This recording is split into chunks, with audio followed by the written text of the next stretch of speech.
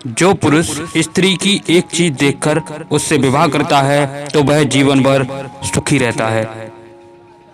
जय श्री कृष्ण मित्रों, पुरुष को स्त्री की यह एक चीज देखकर ही उससे विवाह करना चाहिए, वरना आप कहीं के नहीं रहेंगे।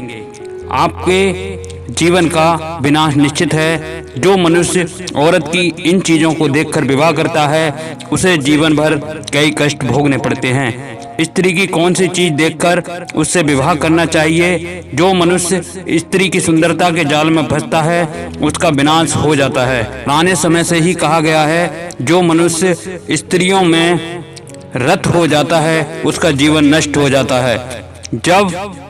जब तक स्त्री को कोई पुरुष नहीं मिल जाता तब तक वह सती सावित्री बनकर रहती है, और जब वह किसी पुरुष को अपने बस में कर लेती है तो फिर वह कई तरह की चालें चलती है और अपनी धूर्तता पर उतर आती है। इसलिए विद्वान लोग कहते हैं कि बुद्धिमान मनुष्य को स्त्रियों से दूर ही रहना चाहिए। जो मनुष्य स्वयं का कल्याण चाहता है और परम पद की कामना करता है वह अपने मुख से किसी स्त्री का नाम भी ना लें, क्योंकि स्त्रियां विवाद करती हैं, रमण करती हैं, हंसते के साथ हंसती हैं, रोते हुए के साथ रोती हैं और कई प्रकार की चालें चलती हैं। इसलिए स्त्रियों की माया अपरंपार है।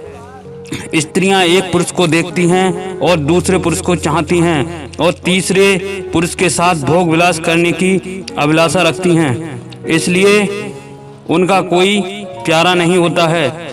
जो पुरुष अज्ञानवश होकर यह सोचता है कि वह स्त्री उससे प्रेम करती है तो वह सबसे बड़ा मूर्ख है। ऐसे अज्ञानी पुरुष के साथ स्त्रियां खेल करती हैं और उनके जीवन को बर्बाद कर डालती हैं। स्त्री को कौन सी चीज देखकर उससे विवाह करना चाहिए जानते हैं इस छोटी सी कहानी के माध्यम से।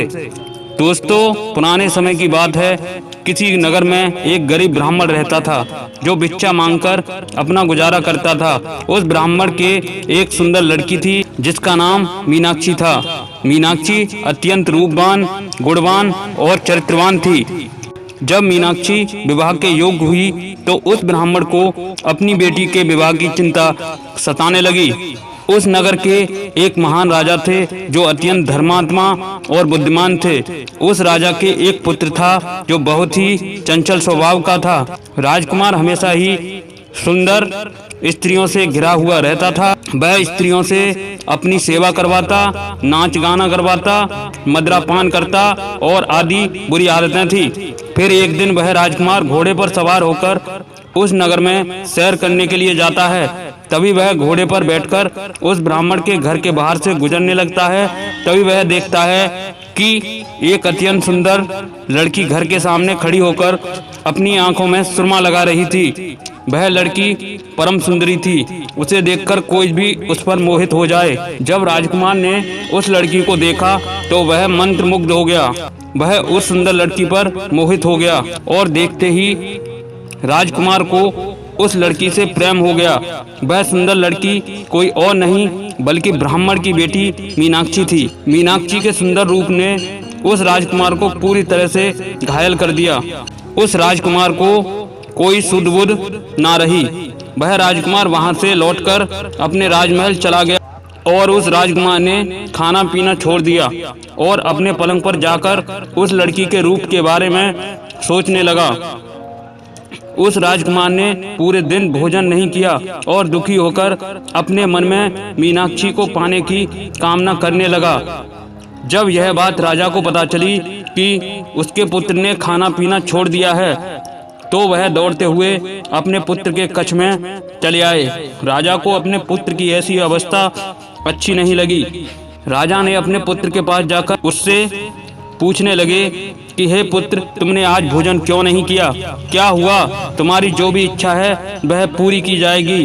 तुम हमसे कहो तुम्हारी क्या परेशानी है। तब वह राजकुमार कहने लगता है, हे पिताश्री, मैं जब घोड़े पर बैठकर सैर करने के लिए नगर में गया था तो मुझे एक अत्यंत सुंदर लड़की दिखाई पड़ी, जिसे देखते ही मुझे उससे प्रेम हो गया। मैं उस लड़की के साथ अपना जीवन व्यतीत करना चाहता हूँ। मैं उससे विवाह करना चाहता हूँ। यदि उस लड़की से मेरा विवाह नहीं हुआ तो मैं अपने प्राण त्याग दूंगा।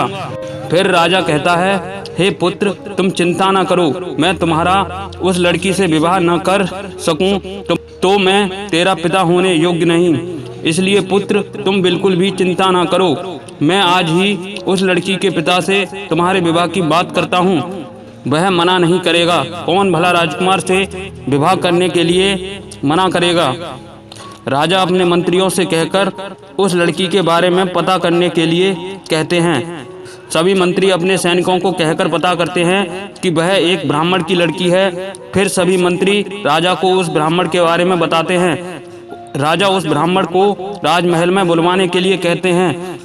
जब वह ब्राह्मण राजमहल में आता है तो राजा उस ब्राह्मण से कहने लगते हैं, हे ब्राह्मण देवता, हमारे राजकुमार को तुम्हारी लड़की से प्रेम हो गया है और तुम्हारी लड़की से विवाह करना चाहता है।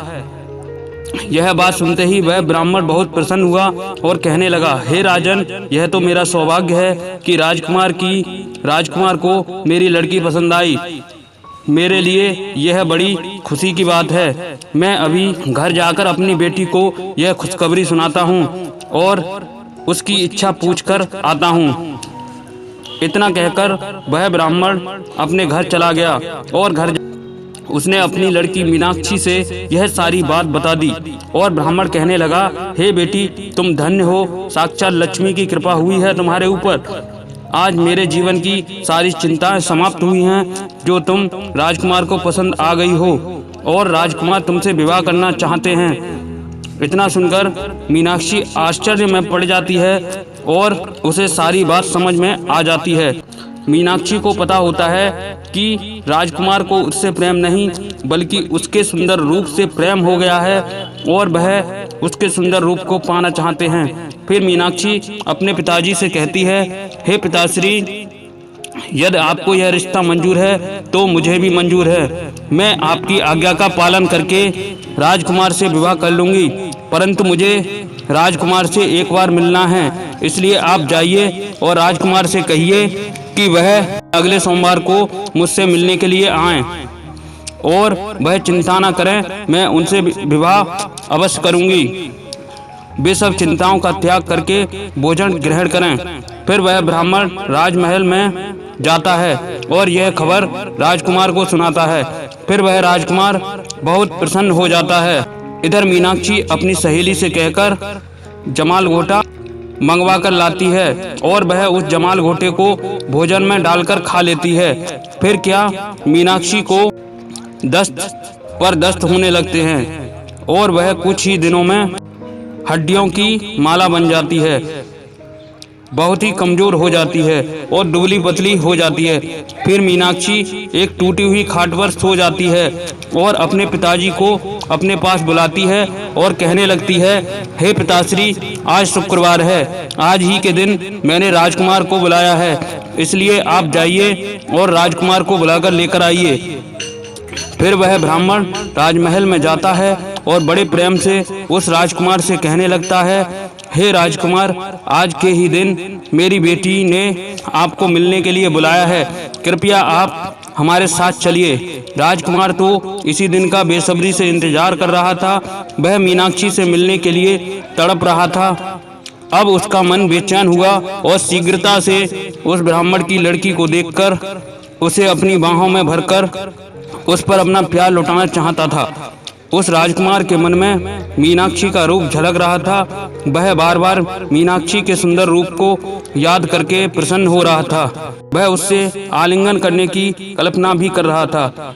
फिर वह राजकुमार उस ब्राह्मण के साथ उसके घर चला जाता है और इधर वहाँ उस ब्राह्मण की बेटी राजकुमार का इंतजार कर रही थी। जैसे ही राजकुमार उस ब्राह्मण के घर में घुसता है तो उसे बहुत ही गंदी बदबू आने लगती है। उस गंदी बदबू से उसका दिमाग सड़ने लगता है, क्योंकि मीनाक्षी ने जमाल घोटा खाया हुआ था, जिस कारण से उसके कपड़ों में ही दस्त निकल जाती थी। लेकिन राजकुमार को मीनाक्षी से बहुत प्रेम था, इसलिए वह चुपचाप रहा और कुछ नहीं बोला और वह अपना नाक पकड़कर घर के अंदर चला गया और उस चारपाई के पास जा पहुंचा जहां पर वह मीनाक्षी लेटी हुई थी। जैसे ही राजकुमार ने मीनाक्षी को देखा तो उसके पैरों तले जमीन खिसक गई। मीनाक्षी का ऐसा डरावना रूप देखकर वह राजकुमार एकदम से घबरा गया। फिर मीनाक्षी सोई हुई बोली, राजकुमार आप आ गए, मगर आपको मुझसे प्रेम है तो मैं आपकी सेवा में हाजिर हूँ। आपकी जो भी इच्छा है वह आप कीजिए। मैं आपसे विवाह करने के लिए तैयार हूँ, किंतु आपको मेरी सुंदरता से प्रेम है तो देखिए मेरी सुंदरता अब जा चुकी है। मीनाक्षी के मुंह से यह सुनकर वह राजकुमार वहां से चुपचाप निकलकर वापस महल की तरफ चला जाता है। वहां पहुंचकर उसने चैन की सांस ली। अब उसे पता चल गया था कि यह संसार मोह माया है, जैसा दिखता है वैसा नहीं होता है। उसे संसार की असलियत मालूम पड़ गई।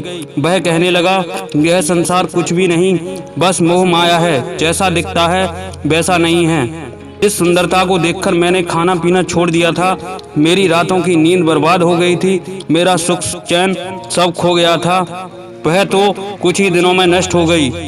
फिर उसी दिन राजकुमार को संसार से विरक्ति हो गई, उसमें वैराग्य जाग उठा और वह उठ खड़ा हुआ। उसने अपने राज्य का त्याग कर दिया और पूरे शरीर पर भस्म लगा लिया और वन में चला गया। वन में जाकर वह परमात्मा की भक्ति में लीन हो गया। उसके अंदर से सब प्रकार के लालच, दोष, आसक्ति, मोह सब कुछ नष्ट हो गए। उसका अंतर्मन पवित्र हो गया। शरीर की सुंदरता केवल बाहरी होती है, जिसे देखकर मनुष्य को कभी अपना मानसिक संतुलन नहीं खोना चाहिए। मनुष्य का अंतर्मन सदैव ही शुद्ध होना चाहिए, तभी उसे सामने वाले के मन की सुंदरता दिखाई पड़ती है। स्त्रियों के सुंदर रूप को देखकर उन पर कभी भी मोहित नहीं होना चाहिए। स्त्रियों के मन की परख करनी चाहिए। बाहर की सुंदरता तो कुछ ही दिनों की मेहमान होती है, कुछ ही दिनों में नष्ट हो जाती है, किंतु मन की सुंदरता हमेशा बनी रहती है। दोस्तों, वीडियो अगर पसंद आया हो तो वीडियो को लाइक। दोस्तों, मिलते हैं अपनी आने वाली नेक्स्ट वीडियो में, तब तक के लिए राधे राधे।